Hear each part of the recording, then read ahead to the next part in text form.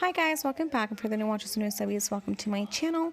So today we're going to be doing a purple ombre set with some butterflies for the accent nail, and I've already applied the tips. I've pushed back the cuticles, I've buffed the shine from the natural nail beds, and I did apply 2 coats of the Mia's Secret Nail Prep, and now we're going to be applying 2 coats of the Young Nails Protein Bond.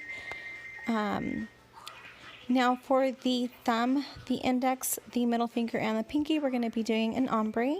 And for the ombres, I like to place a bead of the colored acrylic at the center of the nail where the nail tip meets the natural nail. And I like to blend that downwards towards the tip of the nail. I don't like to go apply the colored acrylic any higher up, and that's just because I find it sometimes it's a little bit more difficult to cover up the colored acrylic with a nude, because of, or depending on the pigment or the colored acrylic. Sometimes it's too dark and it's hard to cover with a nude. So I just like to apply it at the center of the nail, or where the nail tip and the natural nail meet.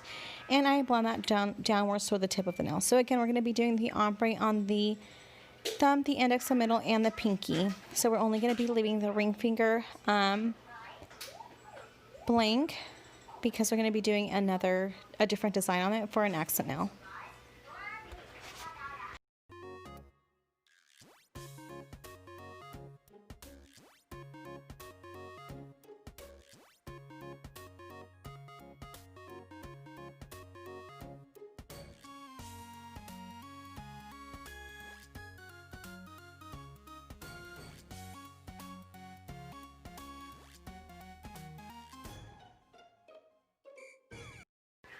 Once you've applied the colored acrylic at the center of the or on the tip of the nail, we're going to apply a nude color, whatever color nude you have. I like to use either a cover beige from Mia's Secret or a cover pink, because they're a lot more opaque than the rose, the cover rose. So I apply a bead of the cover nude, or the cover beige around the cuticle area. Obviously, you don't want to apply the bead so close to the cuticle, because obviously if you get it on the skin, it will cause lifting. So I like to apply it a little bit further down, and with my brush, I like to pat it upwards towards the cuticle area, trying to make it where it's nice and flush. And then I blend downwards towards the center of the nail, trying to make a really nice gradient. Obviously, I'm not perfect, and my work is not perfect. I still need to practice, and I haven't been practicing, so they're not going to be 100% perfect. But once I'm done applying the nude how I like it or want it, or how the client wants it, I do like to ask the client if they want usually the nude color more down or more up, etc. So once I'm done doing that, I apply a coat of, or a layer of clear acrylic on top of the nail, and that's just to protect our design for when we go to file. We don't remove any of that colored acrylic. Obviously, if you remove any of the nude or the colored acrylic, it's gonna look a little messy. So you do want to make sure to encapsulate your work before you go to file.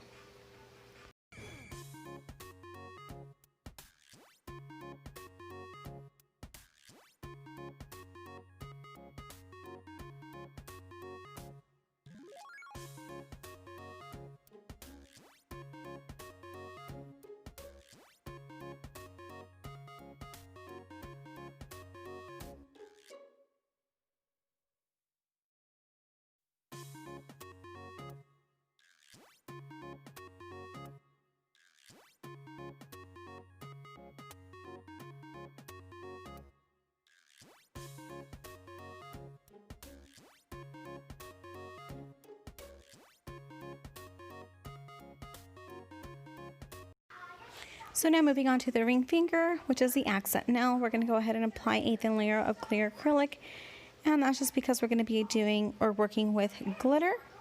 I like to do a thin layer so just to protect the natural nail. So we're going to be adding a very fine glitter, fine iridescent glitter to all the nail, and on top of that, we're going to get a tiny little bit of iridescent hexes. They're very small, and we're going to apply that to the entire nail, trying to spread it apart.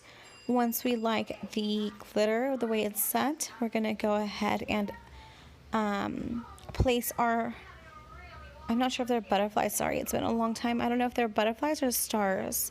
I think they're stars. So I had said earlier in the video that it was butterflies, but they're stars. So we're going to be placing the stars sporadically all over the place or all over the nail, making sure it's not so busy, I guess you could say, with the glitter. We do want it to be a little bit translucent, and then once we like the way that we've placed our glitter, we're going to go ahead and encapsulate. And again, that's just to protect your design and to make sure that you don't file any glitter off.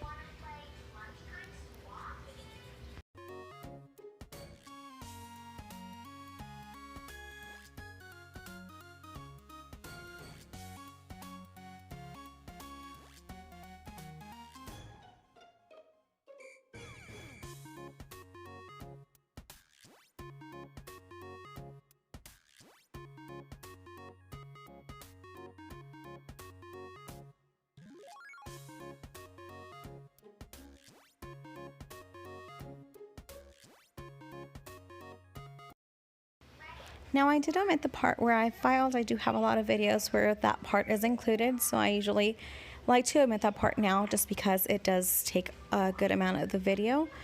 So after we're done filing, we're going to go ahead and make sure our nails are nice and clean and dust free.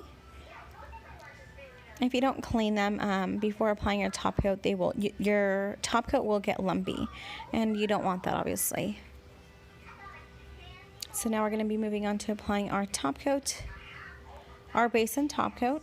And I like to apply my crystals using the base and top coat. I usually do the base coat and then I apply my crystals, and then I add my top coat after that. So it's been working for me. I usually don't have anybody come back without any missing crystals, so like I said, it works for me.